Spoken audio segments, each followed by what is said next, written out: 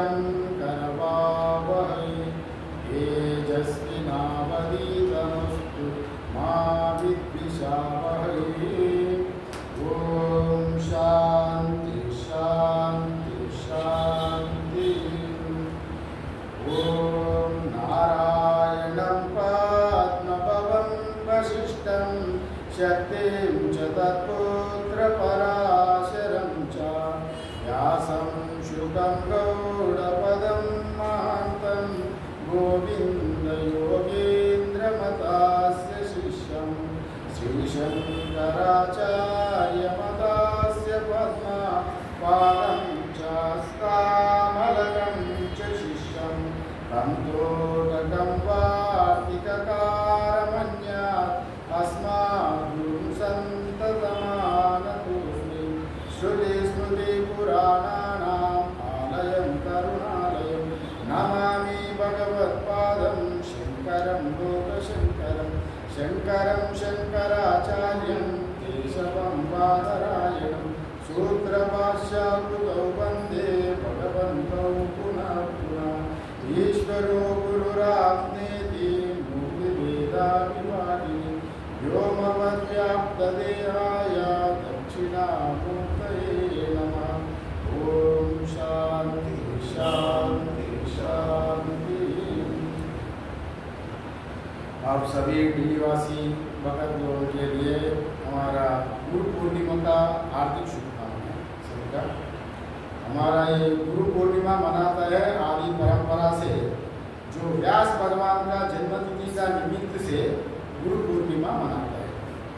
जो बात तो गुरु पूर्णिमा का बाद में कहकर बाद में हम हमारा कठोपनिषद में करेंगे। हमारा सनातन धर्म में गुरु परंपरा को श्रेष्ठ माना गया है। बिना गुरु हमको मुक्ति होगा ही नहीं। इसलिए गुरु परंपरा का बहुत महत्वपूर्ण है। साधारणतः हमारा जन्म लेते ही हमारा माता ही प्रथम गुरु बनती है। माता ही प्रथम गुरु बन के माता बोलती है, सब सिखाती है। ये जगत का परिचय देता है माता ने। जगत का परिचय देते पिताजी को परिचय कराती है। बाद में जगत का परिचय करा के पूरा है संसार को परिचय करा के माता पिता ही मूलतः प्रथम गुरु माना जाता है। और दूसरा हमारा जो गुरु है, माता पिता प्रथम अवस्था में गुरु होता है। बाद में हम लोग जब उपनयन होता है तो साधारणतः आधुनिक रूप में तो आधुनिक पाठशाला में एलकेजी यूकेजी से हम लोगों को गुरु मिल जाता है। किंतु हम सांप्रदायिक प्रकार देखेंगे तो जब उपनयन होता है तो उपनयन का फिर पिता भी गुरु चेले को शिष्य बनाता है। अपना भारतीय परंपरा में वो तात कहा जाता है। पिताजी की भी तात कहता है। तात मतलब जो उच्च आदरणीय, वो उपनयन का समय दूसरा जब गायत्री मंत्र जन्म होता है तो दूसरा गुरु माना जाता है। और साधारणतः बाकी लोगों के लिए जब हम लोग स्कूल में जाता है तो अभी आधुनिक लौकिक विद्या जब हम लोग सीखने के लिए स्कूल में जाए तो पाठशाला में एडमिट हो जाए तो तभी हम लोग को वो गुरु को गुरु भी माना जाता है। किंतु मुख्यतः आध्यात्मिक गुरु ही गुरु है। ये लौकिक गुरु गुरु ही है, वो भी ठीक है। किंतु लौकिक गुरु से हमको मिलेगा क्या? लौकिक गुरु से जब हम पाठशाला में जब एडमिशन हो जाता है तभी हमको आचार्य को गुरु कहते हैं ना, गुरुजी कहते हैं। किंतु लौकिक विद्या से हम लोग लौकिक भौतिक पदार्थों को पाएंगे। अभी अच्छे से अच्छा विद्याशाला में एडमिट करेंगे, बड़ा फेमस स्कूल में एडमिट हो जाए तो बच्चा, उनको अच्छा पढ़ाई होगा, अच्छा मार्क्स आएगा, तभी वो अच्छा नौकरी मिलेगा, उनको जीवन में सक्सेस होगा। वो सक्सेस भौतिक स्तर पर वो ठीक है, भौतिक विद्या में। किंतु हमारा जो आध्यात्मिक विद्या, आध्यात्मिक गुरु है, वो अपना आत्मा से जोड़ता है। एक आत्मा, आपको ये जो जीवात्मा अज्ञानी की परमात्मा से जोड़ने के लिए गुरु जी का मेन मुख्य उद्देश्य रहता है। अंततोगत्वा गुरु मीन्स क्या है? गुरु शब्द में ही एक अर्थ छिपा है। गु मतलब अंधकार, रु मतलब प्रकाश। गुरु हम लोग दो अक्षर कहते हैं ना, गुरु गुरु। गु मतलब अंधकार, रु मतलब प्रकाश। माने जो अंधकार से प्रकाश की ओर ले जाने वाला गुरु है। समझ में आता है ना? और वो गुरु परंपरा में हमारा जो आदि गुरु, सबसे हम लोग आदि गुरु को किसको कहते हैं? नारायण को गुरु कहा जाता है। परमात्मा ही आदि गुरु है। अंततोगत्वा नारायणं पद्मभुवं वशिष्ठं शक्तिंच तत्पुत्र पराशरं च इत्यादि नाम से आदि गुरु नारायण को परमात्मा की गुरु मानता है। गुरु और कोई नहीं है। आदि मूल में परमात्मा एक ही गुरु है। बाद में पद्मभुवं, पद्मभुवं मीन्स कमल से जन्म हुआ। जो नारायण का नाभि से जन्म हुआ किसका? ब्रह्मा जी। बाद में नारायण से ब्रह्मा जी उत्पन्न हो गए। और ब्रह्मा जी का मानस पुत्र है वशिष्ठ। वशिष्ठ, वशिष्ठ का पुत्र है शक्ति, शक्ति का नाम शक्तिंच तत्पुत्र पराशरं च। शक्ति का पुत्र है पराशर। जो पराशर है ना, महाभारत में आता है पराशर का, वो पराशर है शक्ति का पुत्र है। शक्ति का पुत्र पराशरं च, पराशर का पुत्र है व्यास। व्यासं शुकं गौड़पदं महांतम। अभी ये व्यासदेव पर्यंत गुरु शिष्य परंपरा, पिता पुत्र ये वंश, गुरु भी पिता गुरु भी बन गया, शिष्य भी बन गए। फिर उनका शिष्य को, उनका जो चेले हुआ, फिर उनका चेले को शिष्य बनाया।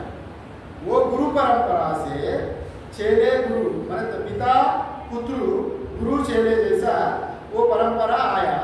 तब तक जब तक आया व्यास जी पर्यंत, जो पराशर का पुत्र है व्यास जी का पर्यंत वो आया। व्यास जी का बाद जो शुकदेव आए ना, शुकदेव का बाद से और वो गुरुवस्तु गुरु का महत्व न रहा। मैंने पिता पुत्र को गुरु नहीं बनाया और गुरु चेले वो संबंध जोड़ गए। व्यास जी का पुत्र था सुखदेव जी, और सुखदेव का चेले बन गया ये। सुखदेव से बाद में गुरु ये संन्यास परंपरा बन गए और यही परंपरा अभी भी चल रहा है। व्यासं शुकं गौड़पदं। सुख का पास जो गौड़पदाकारिका हमारा मांडुक्य उपनिषद में गौड़पदाचार्य नामक महाविद्वान संत थे। अद्वैत वेदांत का प्रतिपादक महान गुरु थे। उनका अभेददर्शी कहा जाता है। कोई भेद ही नहीं देखता। उनका व्यवहारिक में उनका कोई उनका मन कितना ही नहीं था। कोई देखते तो ब्रह्म ही देखते थे, जो कुछ देखते थे ब्रह्म ही देखते थे। इसलिए वो अभेददर्शी कहा जाते थे गौड़पदाचार्य। वो न निरोधो न चोत्पत्ति न बद्धो न च साधका न मुमुक्षु न वै मुक्ता इत्येषां परमार्थता। वो उतने उच्च कोटि का संत थे। ये प्रपंच है ही नहीं, प्रपंच का जन्म हुआ ही नहीं। जो कुछ है परमात्मा ही है। जैसा आदा वक्ते च यन्नास्ति वर्तमाने भी तत्तथा विततै सदृशा सत्तो अभितत इव लक्षिता। ये गौड़पदाचार्य ने कहा गया। जैसा घड़े का बनने का पहले घड़े क्या रूप में था? मिट्टी रूप में था ना। घड़े किससे बना थी? मिट्टी से। घड़ा बनने का पहले घड़ा का रूप था मिट्टी। घड़ा बन गया। घड़ा बनने का बाद भी वो घड़ा किसमें स्थापित है? किसमें स्थित है? वो मिट्टी में ही स्थित है। बिना मिट्टी घड़ा नहीं रहेगा। और घड़ा फूटने का बाद वो क्या रहेगी? मिट्टी ही रहेगी। और वो वर्तमान काल में हम लोग जो घड़ा कह रहा है वो थोड़ा दिन के लिए व्यवहार के लिए घड़ा कह रहा है। ये गौड़पदाचार्य का सिद्धांत है। इसलिए गौड़पदाचार्य एक उच्च कोटि का संत थे, अद्वैत अभेददर्शी। अद्वैत में उनका इतने प्रतिपादन किया सिद्धांत, उनका सिद्धांत से लेकर ही बाद में शंकराचार्य भगवत्पाद, फिर बहुत सारे भाष्य लिखा।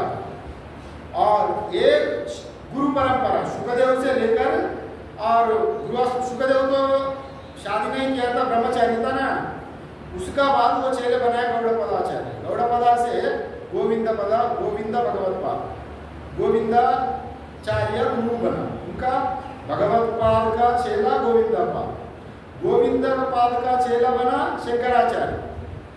जो आचार्य शंकर दशनामी सन्यासी का जो परंपरा, जो अद्वैत वेदांत का पूरा भारत में जो प्रतिष्ठित किया, वो आद्य गुरु शंकराचार्य जी का गुरु है, वो गोविंद भगवत्पाद।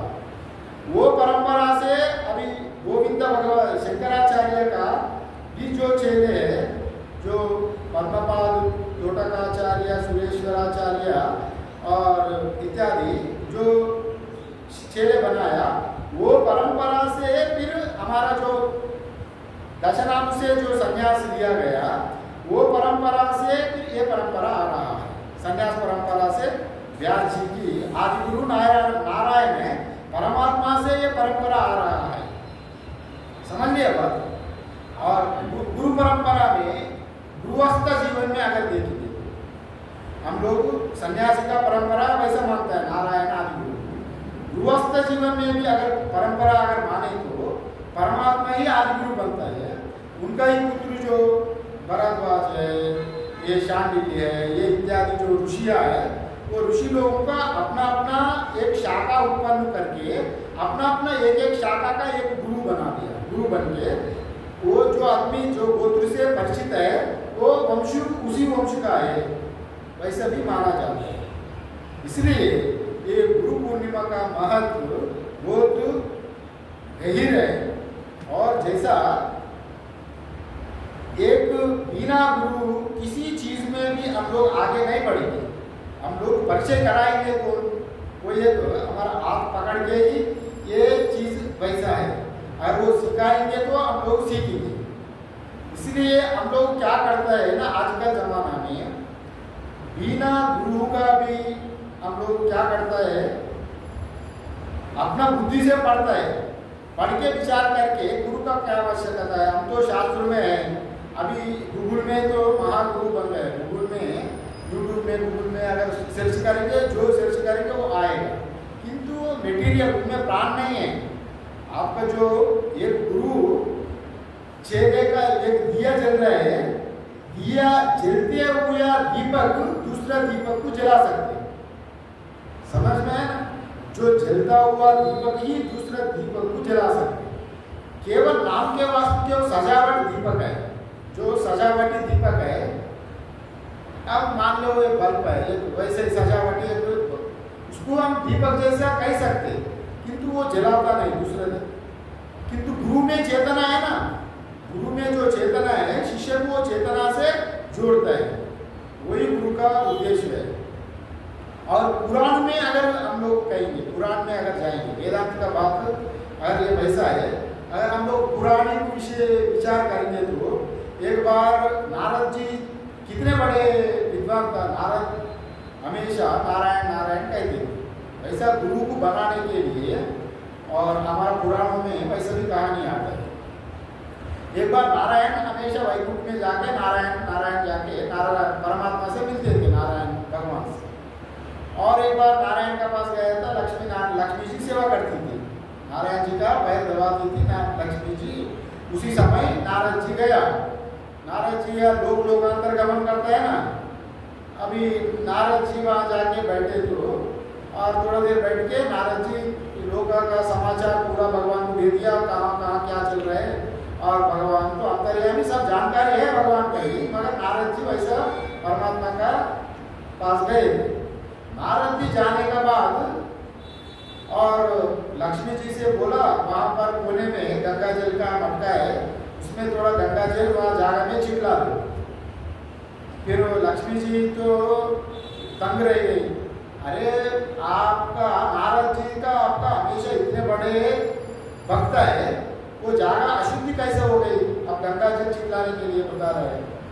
देखो, नारद जी उतने बड़े भक्त होने के नाते वो गुरु को नहीं बनाया, इसलिए वो गुरु नहीं बनाया, इसलिए उनका शरीर अशुद्ध है। जहाँ वो बैठा ना वो जगह अशुद्ध हो गई। इसी का वजह से मैं गंगा जल वहाँ प्रोक्षित करने पर बोला। मैंने गुरु महत्व को बताने के लिए ये कहानी पुराण में कहा गया, इसलिए गुरु जी का महत्व बहुत उच्च कोटि का रहता है। आप ब्रह्मा विष्णु महेश्वर भी आपको किसी पीड़ा में शाप दे दिया होगा, अगर गुरु जी आपको रक्षा करेंगे कोई उपाय बता के, ब्रह्मा विष्णु महेश्वर भी जो रक्षा आप नहीं करेंगे किंतु गुरु आपको रक्षा करेंगे। इसलिए गुरु जी का महत्व बहुत महत्व है।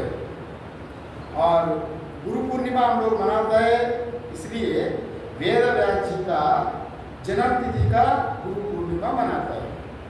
व्यास भगवान हमारा भारतीय संस्कृति में इतने जोड़ा और वेद, पहले वेद एक ही वेद था और वेद का उसको यादस्त करने के लिए उतने क्षमता नहीं रह पाए, तो फिर उन एक वेद को 4 वेदों में बांटा, 4 वेदों को 4 शिष्यों को सौंप दिया, जैमिनी वैशंपायन पैल सुमंत्र इत्यादि 4 शिष्यों को 4 वेद बांट के फिर वो अपना अपना पूरा कार्यक्रम उनको सौंपने के बाद फिर उन वेद का उपनिषद में जितने उपनिषद है उसमें जो भी शंका समाधान, अगर साधारण आदमी उपनिषद पढ़े तो एक उपनिषद में एक तरह का सृष्टि प्रकरण बताया, आत्मा का वर्णन अलग बताया, और मनैव मनुष्याणां कारणं बंध मोक्षम इत्यादि एक जगह में एक जैसा रहे तो एक जगह में एक जगह वैसा, दूसरे उपनिषद में व्याख्या अलग अलग किया गया। फिर वेद व्यास जी ने सोचा परवर्ती काल में उपनिषदों का ऊपर अर्चन आ सकता है, इसलिए उपनिषद को वो समन्वय करने के लिए ब्रह्मसूत्र का भाष्य लिखा। क्या लिखा? ब्रह्मसूत्र लिखा, भाष्य नहीं लिखा, ब्रह्मसूत्र लिखा। जो ब्रह्मसूत्र का संकलन वेद व्यास जी, फिर उसका भाष्य बाद में शंकराचार्य ने उसके ऊपर भाष्य लिखा। फिर ये 18 पुराण लिखा, जो 18 पुराण है ना वो सभी व्यास जी का देन है। 18 पुराण जितने हैं वो व्यास जी का ही देन है। और 18 पुराण लिखने के बाद विष्णु सहस्त्रनाम भी लिखा, विष्णु सहस्त्रनाम लिखा, 18 पुराण लिखा, ब्रह्मसूत्र भी लिखा। फिर उनका मन में शांति नहीं हो पाई, फिर सोचने लगा शांति नहीं, क्यों नहीं हो रहा है? नहीं, हम तो अद्वैत का प्रतिपादक ग्रंथ बोध लिखा, भगवान का नाम भी लिखा, मगर साधारण आदमी के लिए कुछ करना है, इसलिए फिर वो भागवत लिखने का अंतर्मन को प्रेरणा की। कहाँ भगवान का दर्शन भी हुआ, वैसे भी लिखा होगा। भगवान ने फिर हमारा मन में शांति हो रहा नहीं, क्यों? अब इतने पढ़ाई किया, इतने ग्रंथ लिखा, आपके मन में थोड़ा बहुत असंतुष्ट है, क्यों? परमात्मा ने बोला तो वैसा भागवत नामक ग्रंथ लिखो। फिर व्यास भगवान ने भागवत भी लिखा, भागवत लिखा। तब भागवत लिखने के बाद उनका मन शांत हो गया, वैसा पुराणों में पुराणकार कहते हैं। फिर भागवत पुराण लिखने के बाद भगवान को भक्तों को साथ जोड़ दिया। उपनिषद जो आए वो उच्च कोटि का ग्रंथ है, साधारण आदमी उसको समझ नहीं सकते।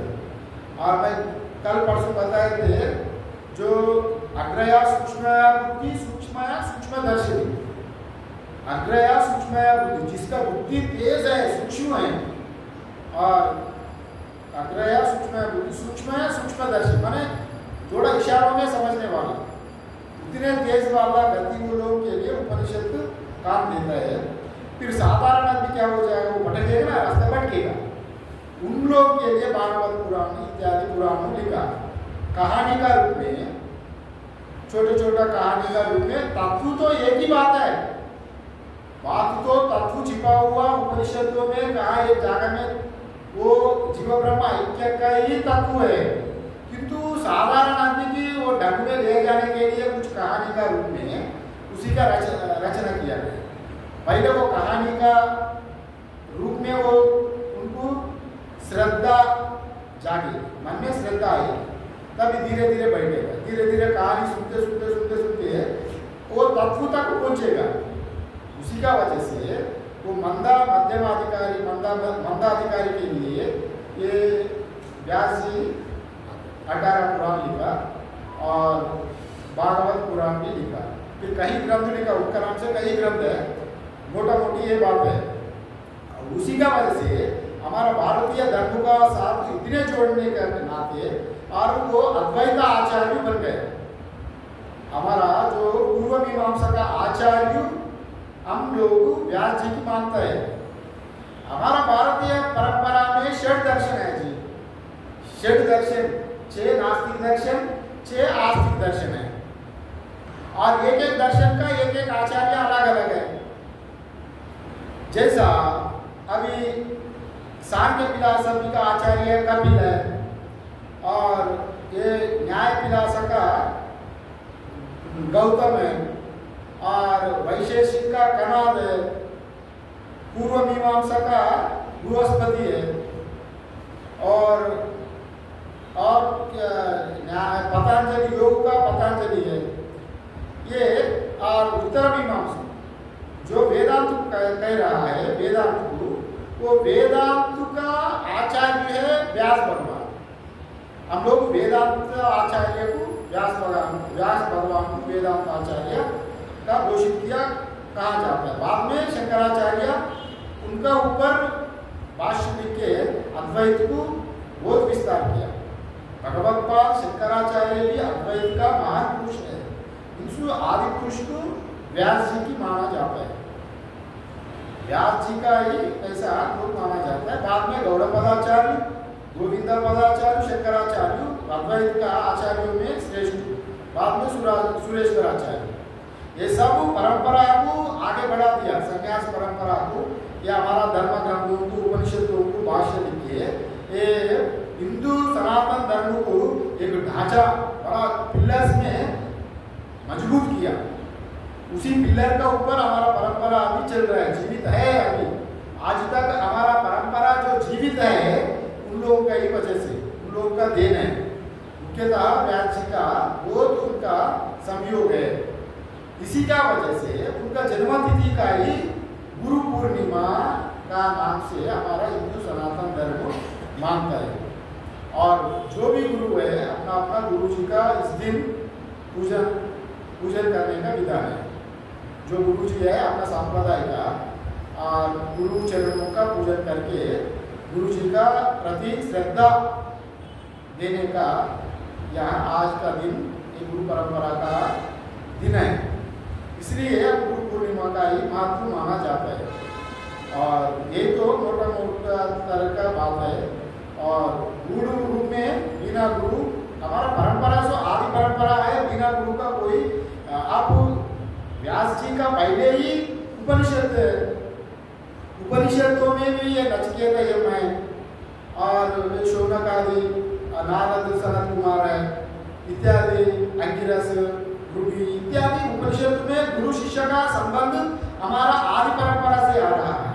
किंतु उन लोगों का हम लोग गुरु क्यों नहीं बनाया, मतलब इनका योगदान हमारा समाज में बहुत गहीर है व्यास जी का। इसलिए उनको वेदों को विभाजन करने का बाद उनका वेद व्यास कहा गया, उसका असली नाम है कृष्णद्वैपायन। व्यास जी का पूर्व नाम है कृष्णद्वैपायन। उनका चेहरा का रंग था काले काले रंग होने के नाते उनका नाम कृष्ण वर्ण।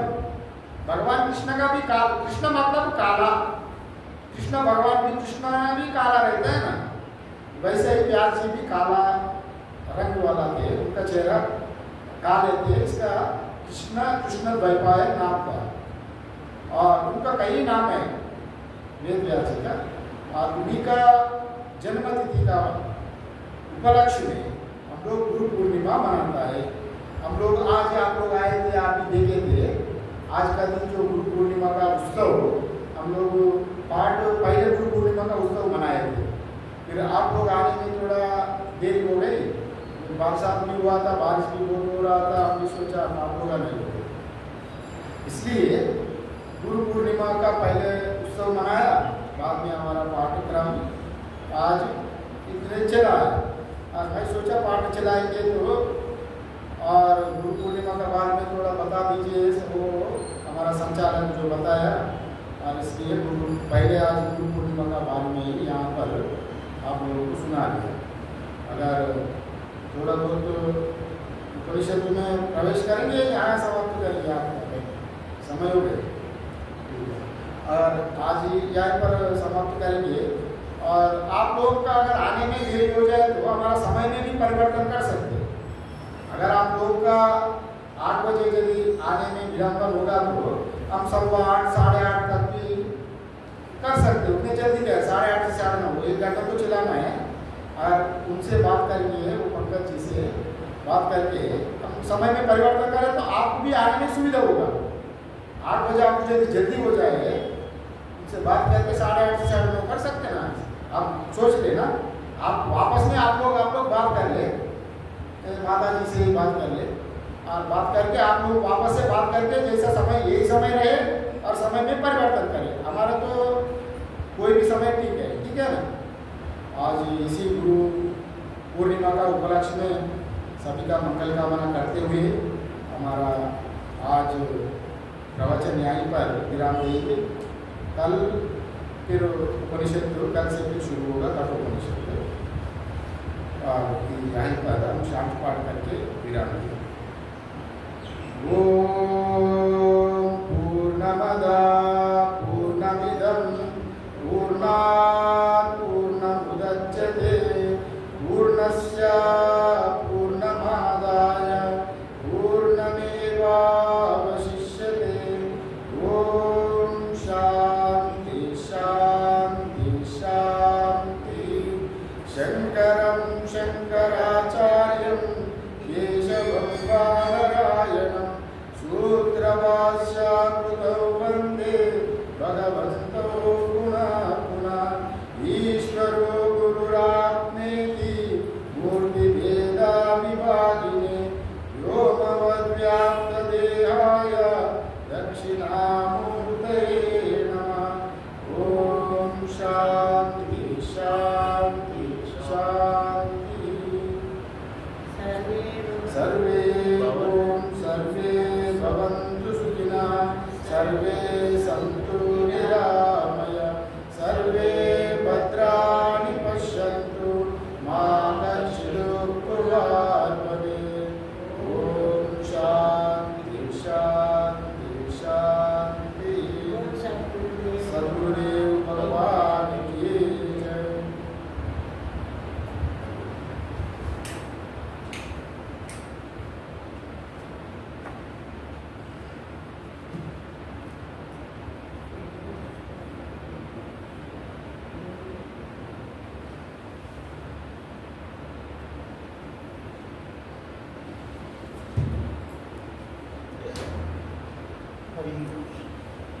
हरे राम।